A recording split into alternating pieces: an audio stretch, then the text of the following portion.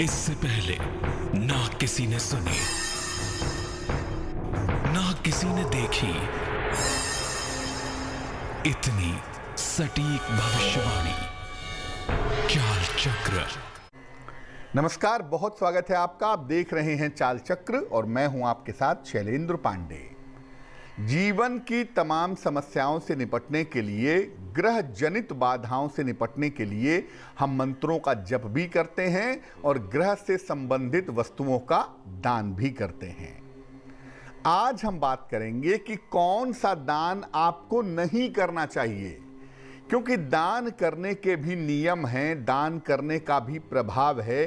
तो कौन सा दान आप न करें, क्योंकि अगर आप ऐसी वस्तु का दान करते हैं जो आपको नहीं करना चाहिए तो उसके प्रभाव आपके लिए बेहतर नहीं होंगे। क्या है ये पूरा मामला, इस पर बात करेंगे।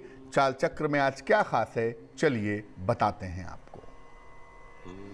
चाल चक्र में आज बात करेंगे कि ऐसा दान न कर दें जिससे आपको नुकसान हो जाए, दिक्कत हो जाए। बात करेंगे कि दान करते समय कौन सी सावधानियों का पालन करना चाहिए, और ये भी बात करेंगे कि जीवन की समस्याओं को दूर करने के लिए कौन सा दान करें और कौन सा दान ना करें। तो मुख्य रूप से हम ये चर्चा करेंगे कि आपको संकट के समय में, कष्ट के समय में किस तरह का दान नहीं करना चाहिए, क्योंकि अगर आप गलत तरीके का दान कर देंगे, अगर आप गलत चीज़ का दान कर देंगे तो इससे आपकी मुश्किलें बढ़ सकती हैं। चलिए कार्यक्रम को आगे बढ़ाते हैं और सबसे पहले जानते हैं आज का पंचांग। आज तिथि है माघ कृष्ण पक्ष की त्रयोदशी तिथि। नक्षत्र है पूर्वाषाढ़ा, दोपहर के 2:39 तक। इसके बाद उत्तराषाढ़ा नक्षत्र। चंद्रमा धनु राशि में रात के 8:31 तक संचरण कर रहे हैं। इसके बाद मकर राशि में प्रवेश कर जाएंगे।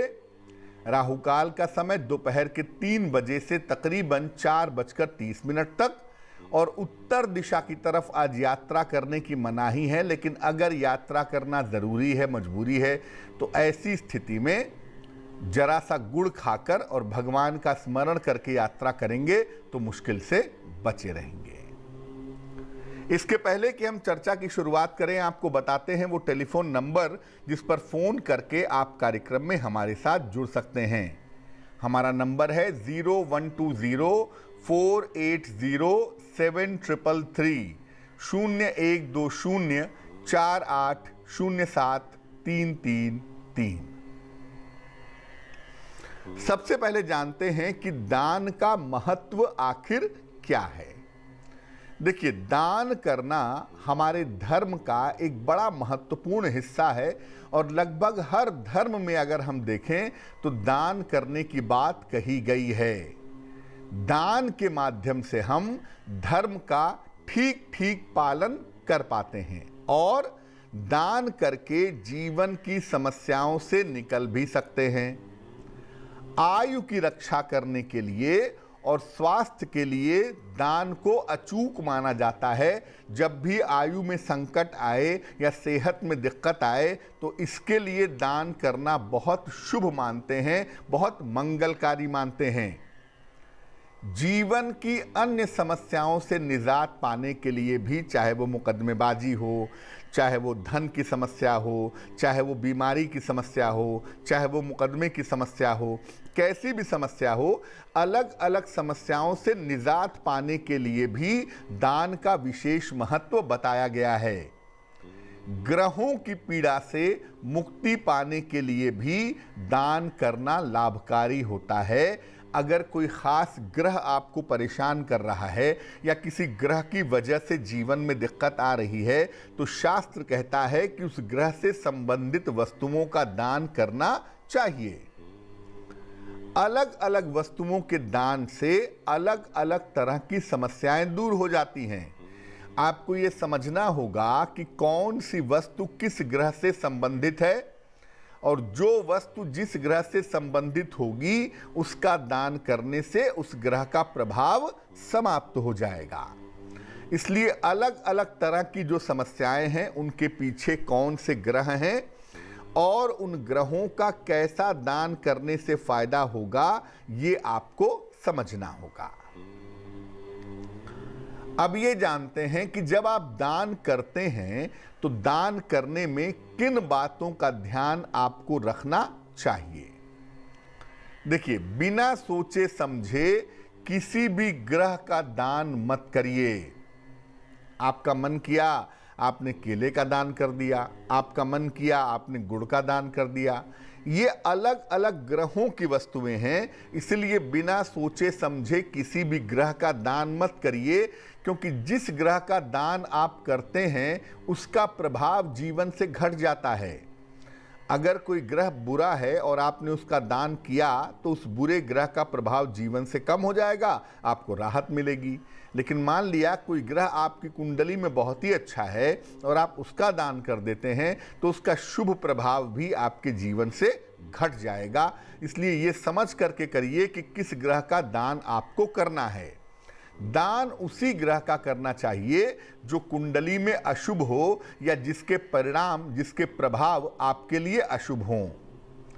दान हमेशा शुभ भाव से और श्रद्धा से करना चाहिए। पंडित जी ने कहा है तो दिमाग में प्रेशर है कि पंडित जी ने कह दिया, फंस गए, अब दान करना ही है, चलो कर देते हैं। इस भाव से दान नहीं होता है। दान का मतलब जितना भाव होगा, जितनी श्रद्धा होगी, जितने प्रेम के साथ आप दान करेंगे, दान उतना ही ज्यादा फलवती होगा।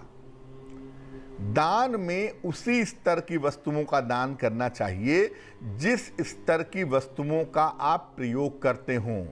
खुद पहनते हैं बढ़िया सिल्क का कपड़ा और दान कर रहे हैं फटा हुआ मार्कीन का कपड़ा, तो इससे बात नहीं बनेगी। अगर ईश्वर ने आपको इस योग्य बनाया है तो दान कहते हैं यथाशक्ति करना चाहिए, यानी जितनी आपकी सामर्थ्य है, जितनी आपकी शक्ति है, उसके अनुसार अगर आप दान करें तो आपके लिए बहुत शुभ होगा। अब आज का बड़ा सवाल यह है कि कौन सा दान नहीं करना चाहिए, तो हम आपको बताते हैं आपके लग्न के हिसाब से कि अपने लग्न के हिसाब से आपको किन ग्रहों का दान नहीं करना चाहिए।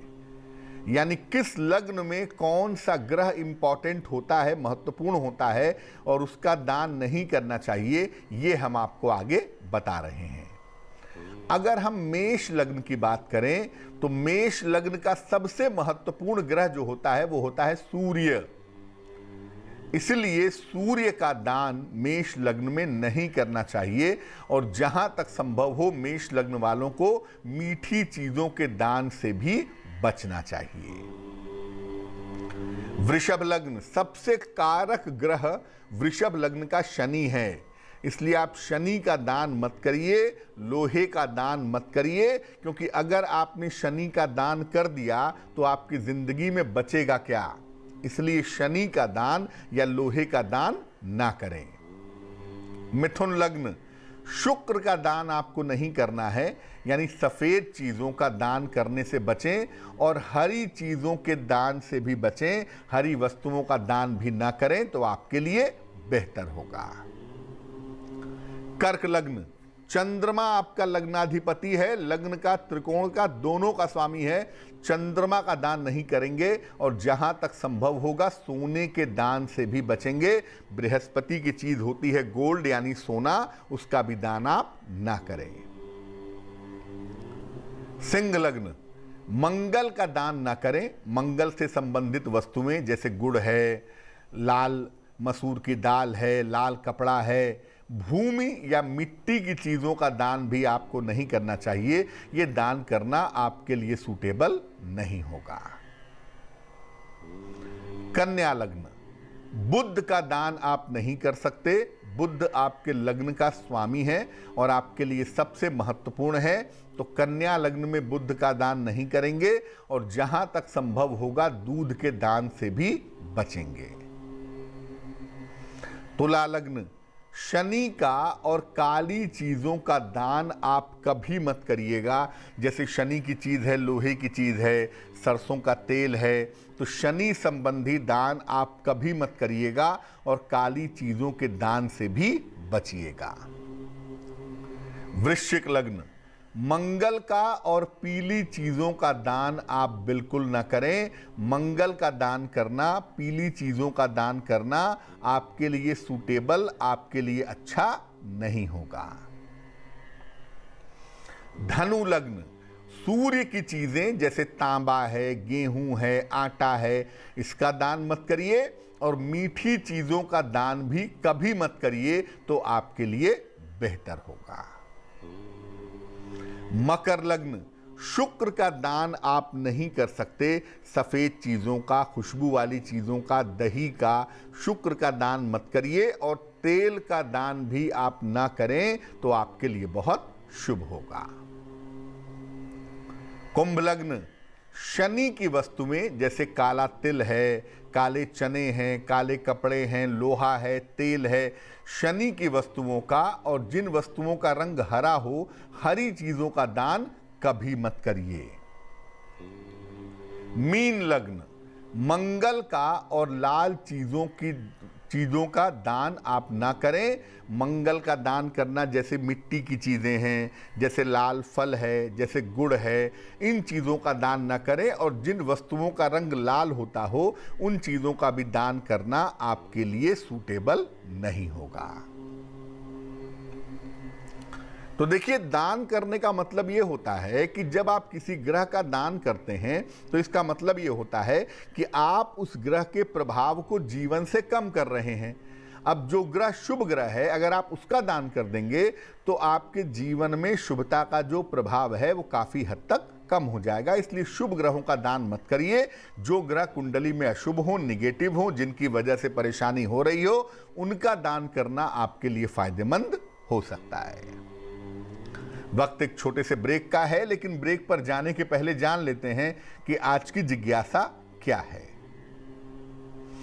आज की जिज्ञासा है, क्या दान करना निष्फल हो जाता है? कौन सी चीज का दान करना या किस तरीके की चीज का दान करना फल नहीं देता है? ये बताएंगे आपको एक छोटे से ब्रेक के बाद।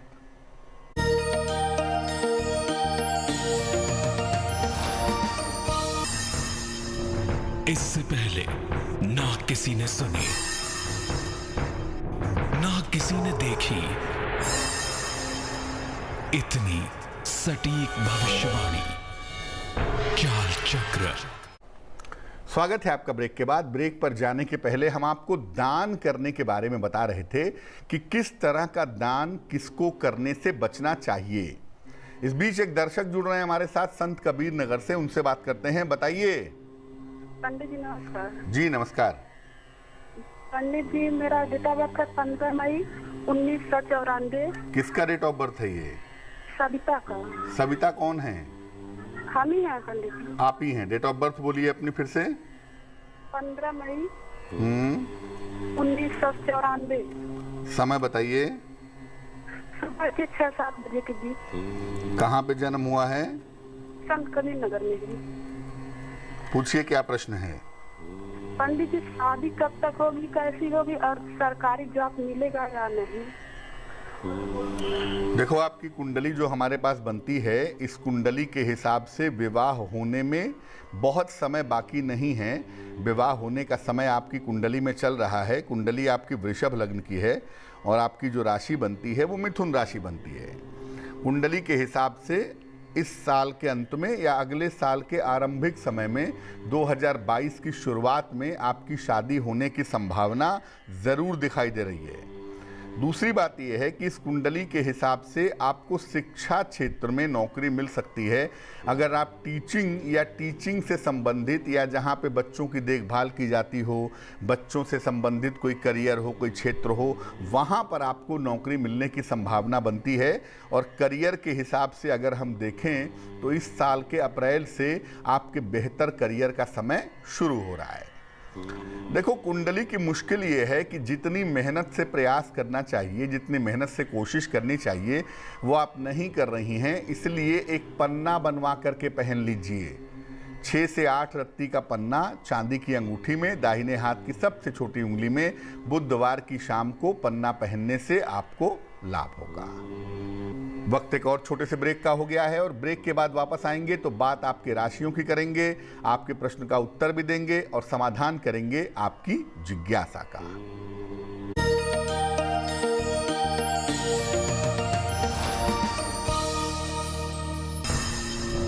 इससे पहले ना किसी ने सुनी,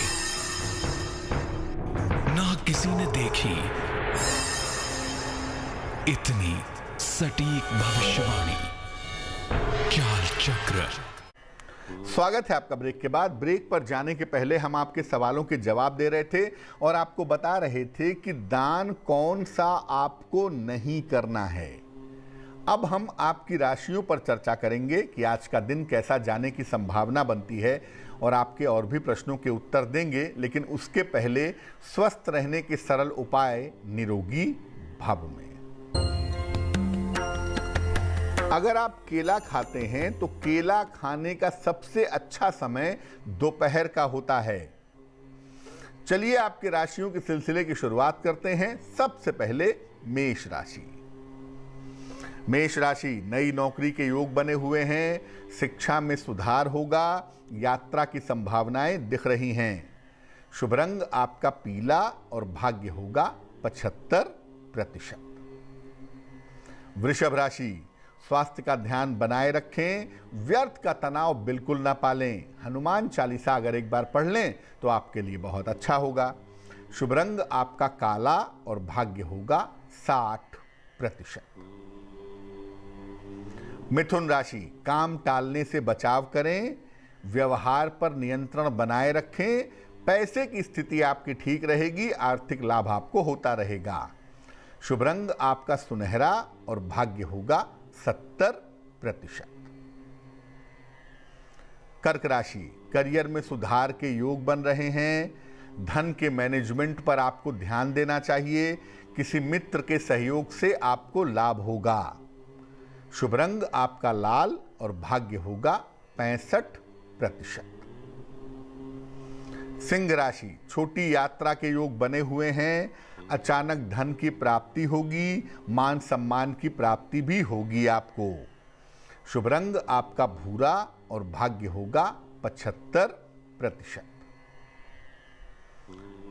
कन्या राशि, स्वास्थ्य का ध्यान बनाए रखें, वाणी और क्रोध पर नियंत्रण रखें, गुड़ का दान करें तो बहुत शुभ होगा। शुभ रंग आपका हरा और भाग्य होगा 60%। तुला राशि, धन लाभ के योग बन रहे हैं, संतान पक्ष से आपको सुख मिलेगा, संपत्ति का अर्जन होगा। शुभ रंग आपका गुलाबी और भाग्य होगा 70%। वृश्चिक राशि, स्वास्थ्य का ध्यान बनाए रखें, जहां तक संभव हो काम टालने से बचें, धन की स्थिति में सुधार होगा। शुभ रंग आपका सफेद और भाग्य होगा 80%।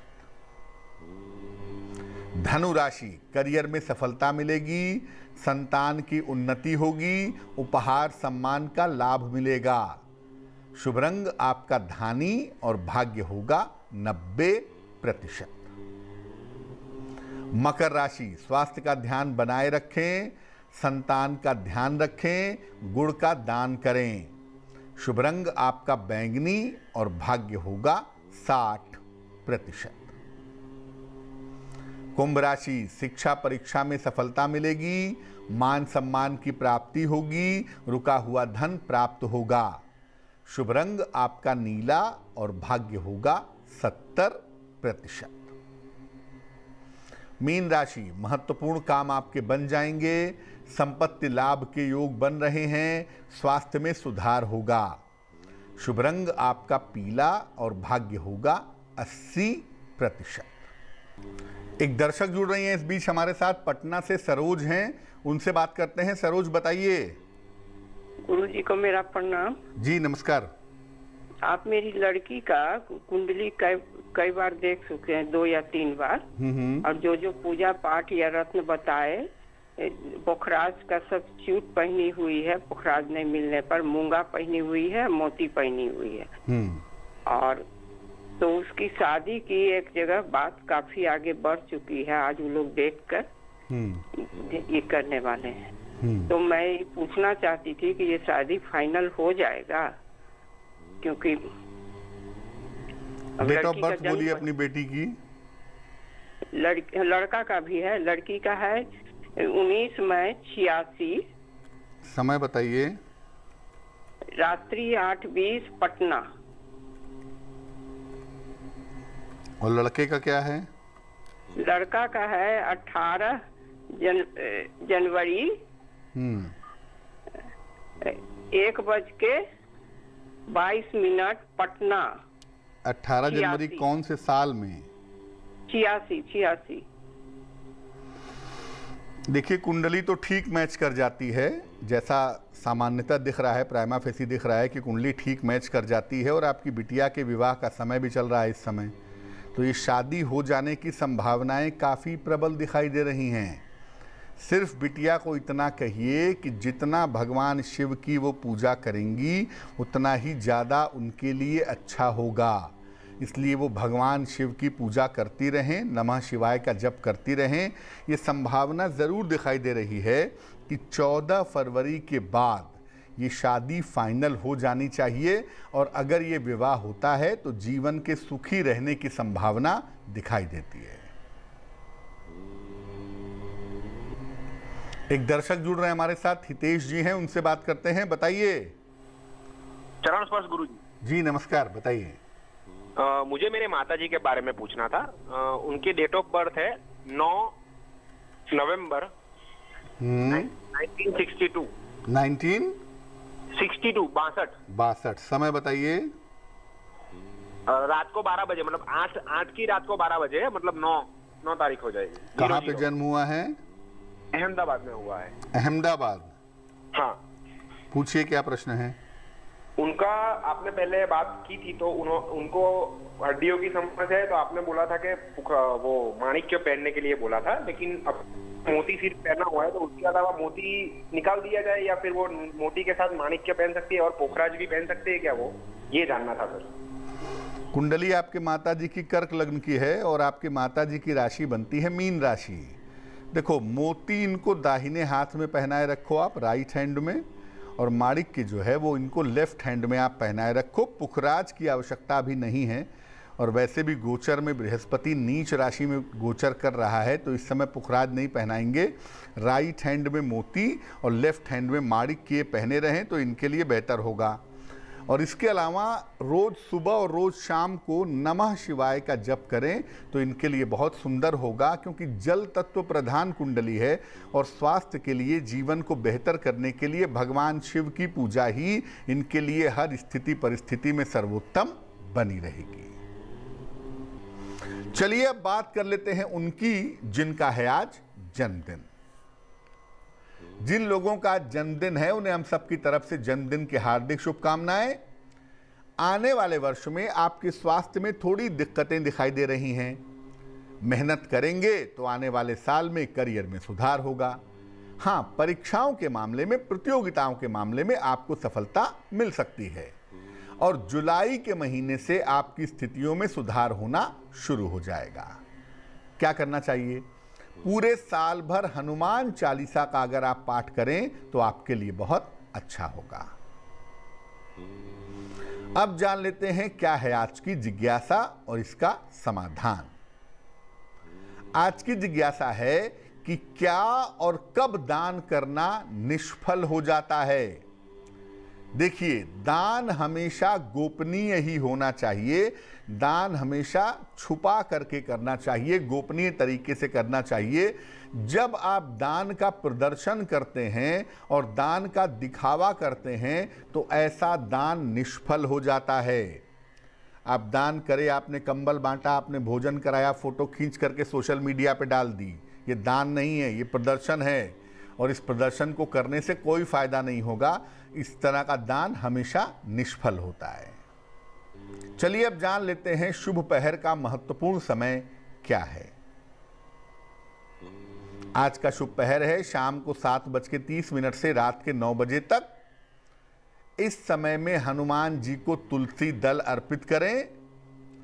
इससे आपके तमाम रुके हुए काम निश्चित रूप से पूरे होंगे। लेकिन करेंगे शुभ पहर में ही, और वो समय होगा शाम को 7:30 से रात के 9 बजे के बीच में।